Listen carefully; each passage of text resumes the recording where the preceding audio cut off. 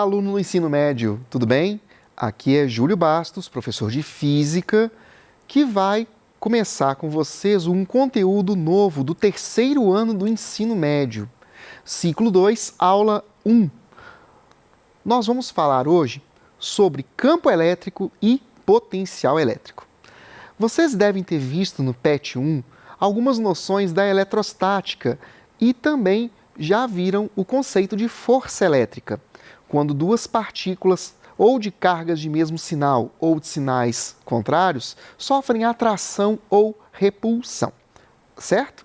Só que, para que isso possa acontecer, esse fenômeno eletrostático, é necessário a existência do campo elétrico. O campo elétrico, por definição, gente, é a influência que uma carga elétrica vai produzir em sua proximidade, permitindo com que ocorra ou a atração ou a repulsão de outras cargas elétricas quando estão aproximadas. Por exemplo, se eu pego uma carga eletricamente positiva, ela vai gerar em sua proximidade esse campo de influência, que se eu coloco outra carga positiva próxima, o que vai acontecer? Você terá uma repulsão. Vocês viram isso nas aulas de força elétrica no PET 1. Então é só lembrar dessas ideias para a gente poder dar continuidade com o processo de aprendizagem, certo? Então vejam, a definição que eu coloquei aqui de campo elétrico é dentro do que eu acabei de explicar para vocês. Se trata de uma região do espaço próximo de cargas elétricas, que influencia outras cargas, atraindo-as ou repelindo-as. Como que eu sei que vai haver uma atração ou uma repulsão? É só lembrar das regras de força eletrostática. Se forem cargas de sinais contrários, atração. Se forem cargas de sinais iguais, repulsão. Tá bom? Continuando, quando a gente pensa em desenhos que representam o campo elétrico produzido por partículas, a gente vai chamar essas representações de linhas de campo. E como que essas linhas de campo são desenhadas?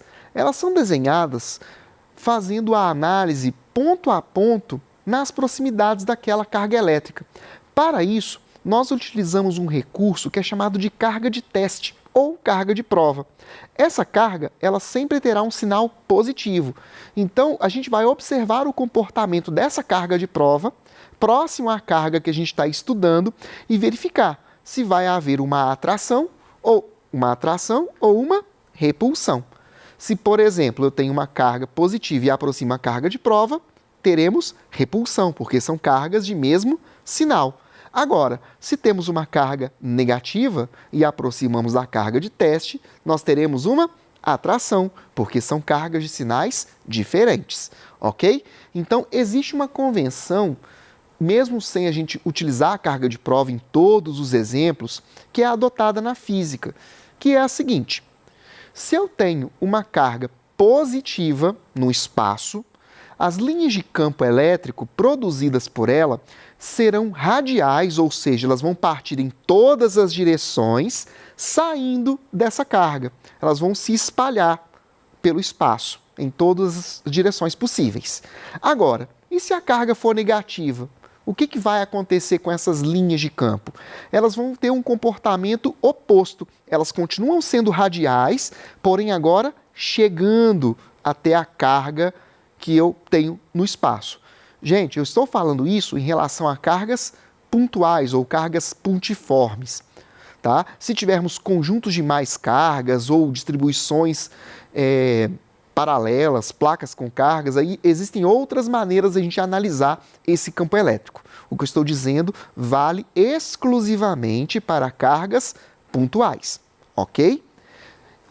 Também é possível. Aqui, gente, eu coloquei exemplos para vocês verem como é que isso aparece nos exercícios e nos livros didáticos. Observem, eu tenho uma carga positiva aqui do lado esquerdo e as linhas de campo partem em todas as direções, saindo dessa carga positiva. Já no negativo, que está do lado direito aqui, observem, o comportamento é o oposto. Temos as mesmas linhas radiais, só que agora chegando até a minha carga negativa, tá bom? E como que a gente calcula a intensidade desse campo elétrico? Pensando conceitualmente, a gente poderia dizer, de certa forma, que seria a quantidade de linhas que perfurariam uma determinada região do espaço.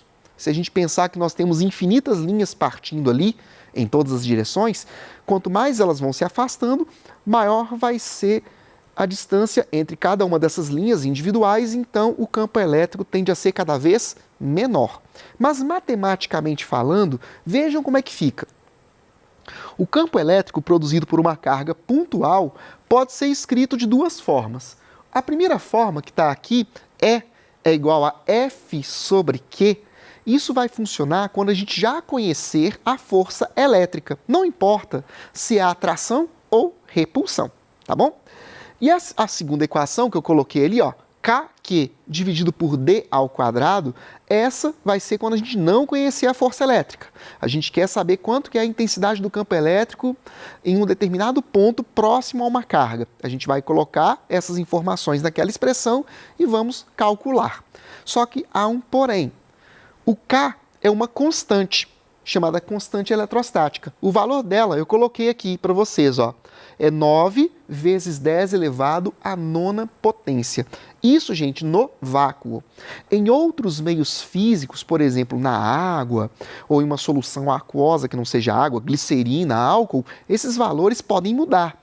Só que, normalmente, nos livros e nos exercícios que a gente encontra, quase 99% dos casos envolvem o vácuo. Então, a gente pode levar esse valor aí como padrão para praticamente todos os exercícios que a gente vai encontrar. Outro importante ponto a destacar aqui é que nós temos um quadrado ali, um expoente 2 na distância. Isso vai implicar em quê? Que esse campo elétrico ele vai reduzir muito rapidamente conforme eu afasto dessa carga. Por exemplo, se eu imagino que essa caneta que eu estou usando para apresentar seja uma carga elétrica positiva, e eu coloco uma carga de prova aqui, eu vou ter uma certa intensidade de campo elétrico.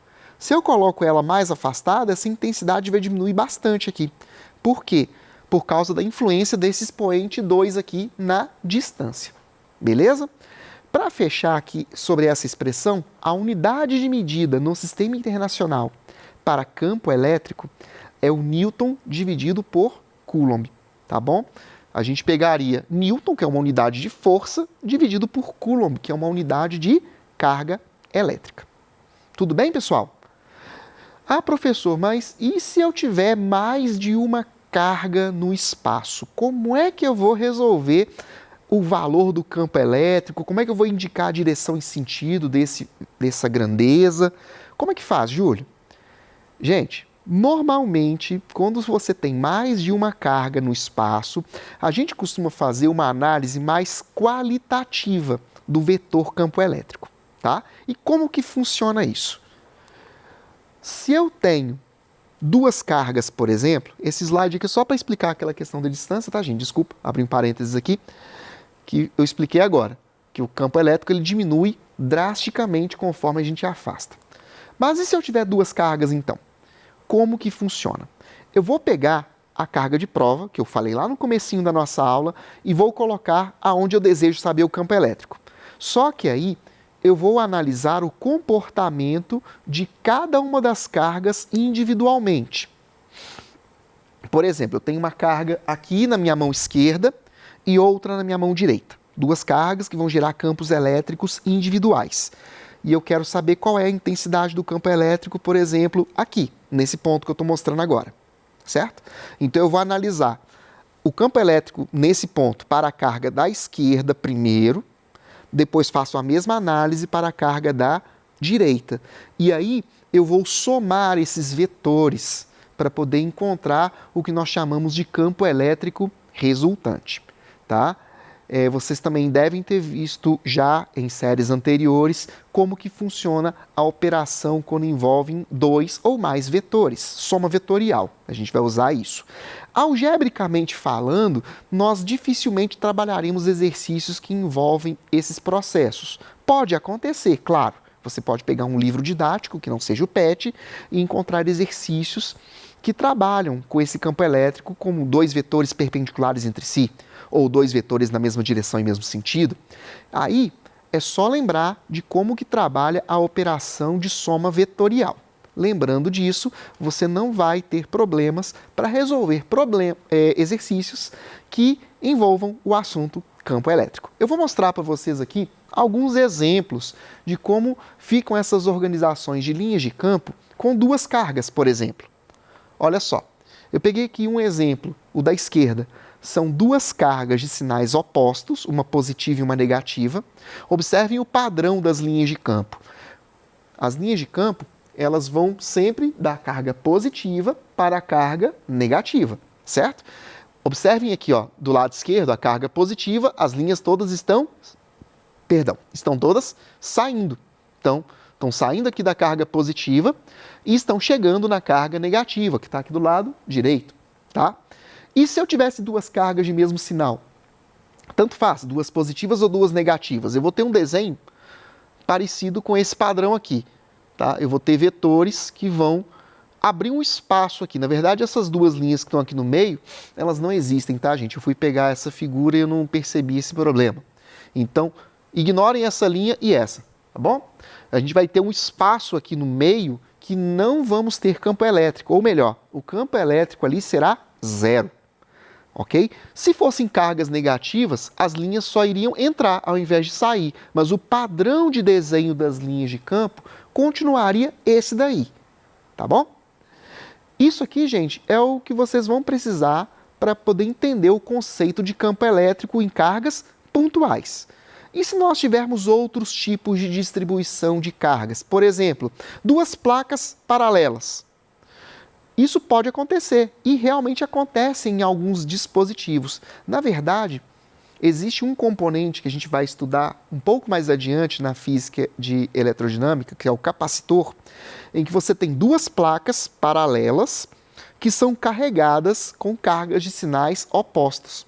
Quando isso acontece, naquele espaço entre as cargas, entre as placas, haverá um campo elétrico que a gente fala que é uniforme, ou seja, ele possui o mesmo valor ali dentro. É o que acontece numa situação como essa daqui, ó. Eu tenho duas placas paralelas, uma positiva e outra negativa. Observem que as linhas de campo continuam saindo da placa positiva e indo em direção à placa negativa. Isso não muda. O que muda é apenas a configuração das linhas de campo e a intensidade desse campo elétrico, que nessa situação é constante, tem um valor fixo. Beleza? Outra coisa muito interessante quando nós pensamos em campo elétrico, principalmente em superfícies condutoras fechadas, é um conceito chamado de blindagem eletrostática ou gaiola de Faraday. Esse conceito diz o seguinte, que se eu tenho um condutor fechado, não importa o formato dele, tá? Dentro dessa superfície, desse sólido, vamos dizer assim, o campo elétrico ele vai ser igual a zero. Toda a carga elétrica ficará distribuída na parte externa desse condutor. Isso é bastante importante e útil porque a construção de automóveis e de aviões, quando você pensa na parte de lataria, ela é toda feita de metal, é um condutor, né? Se um raio cai sobre um carro, a pessoa que está dentro do carro, não encostando em nada na parte externa, ela está segura, porque não há campo elétrico ali dentro. Inclusive, esse processo chama gaiola de Faraday porque Michael Faraday, um cientista inglês, foi quem descobriu essa ideia da blindagem e ele fazia esse experimento lá na Inglaterra do século XIX. Ele colocava-se dentro de uma gaiola, parecida com uma jaula mesmo. Essa jaula recebia uma tensão, recebia uma força elétrica, vamos dizer assim, e ele ficava ali dentro sem tomar choque. E as pessoas ficavam espantadas com aquilo. E isso realmente acontece. Muito mais frequente, por exemplo, com aviões. Os aviões geralmente podem atravessar regiões que estão havendo tempestades, turbulências, e raios vão cair sobre os aviões. E, graças a esse fenômeno da blindagem eletrostática, os aviões, mesmo sendo atingidos por raios, as pessoas que estão dentro dele permanecem seguras. Certo? Gente, o próximo conceito que eu quero apresentar para vocês é o conceito de potencial elétrico. O potencial elétrico, ele na verdade vai ser uma outra consequência da ação quando você está dentro de um campo elétrico. Como eu disse no começo da nossa aula, o campo elétrico é uma região do espaço que gera influência sobre outras cargas que se aproximam, podendo ser atraídas ou repelidas. Mas se, por exemplo, eu pego uma carga que já está lá no espaço, que gerou um campo elétrico, e eu quero pegar uma segunda carga e quero movimentá-la dentro dessa região. Quando eu faço isso, eu estou aplicando uma força sobre essa carga. E ao aplicarmos uma força, nós vamos também realizar um trabalho, ou seja, nós vamos estar causando um deslocamento e isso vai gerar um trabalho. O potencial elétrico nada mais é o trabalho realizado quando eu movimento uma carga dentro de uma região que já contenha um campo elétrico. Ok? Então, a gente pode ter situações de potencial elétrico com cargas pontiformes, com superfícies com campo elétrico constante e outras tantas variações. Eu vou começar com as cargas pontiformes. Eu não vou entrar na dedução das expressões aqui, mas aqui nós temos como que se calcula o potencial elétrico em cargas pontiformes. Observem que a expressão é praticamente igual à do campo elétrico, só há uma diferença, que agora eu não tenho a distância ao quadrado. A distância passa a ser só distância. Não tem distância ao quadrado aqui não, tá? Outra coisa importante, potencial elétrico é uma grandeza escalar, não é grandeza vetorial. Então, se eu tiver duas ou mais cargas próximas e eu quero saber o potencial elétrico numa região, eu vou somar algebricamente os potenciais elétricos de cada carga separadamente. Então, se eu tenho duas cargas, eu vou achar o potencial da carga 1, potencial da carga 2, somo as duas algebricamente e está resolvido. Beleza? Unidade de medida do potencial elétrico é o volt. Vocês já ouviram falar de volt, com certeza, quando a gente pensa em eletricidade. Quando a gente pensa nas tomadas da nossa casa, quando a gente pensa na instalação predial, quando você pensa nos postes, você tem lá as redes elétricas que tem 110 ou 220 volts. Espera aí, é a mesma coisa? Sim, é a mesma coisa. Na verdade, quase a mesma coisa. O que a gente chama de tensão ou de voltagem no cotidiano é a diferença de potencial. Ou seja, eu tenho duas regiões ou duas superfícies e eu vou pegar dois potenciais que são numericamente diferentes e vou calcular a diferença. Isso é o que nós vemos, por exemplo, nas nossas tomadas em casa. 110 volts é a diferença de potencial, não potencial elétrico, ok? Só ficar ligado nisso. Bom, e se o campo for constante, for uniforme, como eu mostrei aquelas duas placas paralelas? Aí a gente calcula o potencial elétrico com essa outra expressão aqui, porque o campo elétrico lá é constante, então é só pegar o campo elétrico e multiplicar pela distância. Distância de quê? Distância do ponto que eu quero até uma das placas. Geralmente nós adotamos como referencial a placa positiva. Tá? Ela seria o nosso ponto zero. Igual a gente faz na cinemática, a gente não tem que adotar um referencial para falar de movimento. A mesma ideia a gente vai aplicar para poder pensar em distância aqui na fórmula de potencial. Tá bom? E para a gente finalizar, eu quero falar um pouco sobre superfícies equipotenciais. O que significa essa expressão? São regiões no espaço onde o potencial elétrico é o mesmo. Dessa forma, se eu pego uma carga elétrica que está numa determinada posição, se eu a desloco apenas sobre essa superfície equipotencial, eu não vou ter realização de trabalho, ou seja, o potencial elétrico, ou melhor, a diferença de potencial elétrico nesses casos será igual a zero, porque eu não estou variando a posição, vamos dizer assim. Vou mostrar dois exemplos para vocês verem aqui como que seriam as superfícies equipotenciais. No caso de uma carga pontual, seriam esses círculos que estão tracejados aqui, ó. Cada um desses círculos representa uma superfície equipotencial. Já num dipolo, como aquele que eu mostrei do campo elétrico, uma carga positiva e outra negativa, esses círculos vermelhos que estão aqui no meu desenho são as superfícies equipotenciais.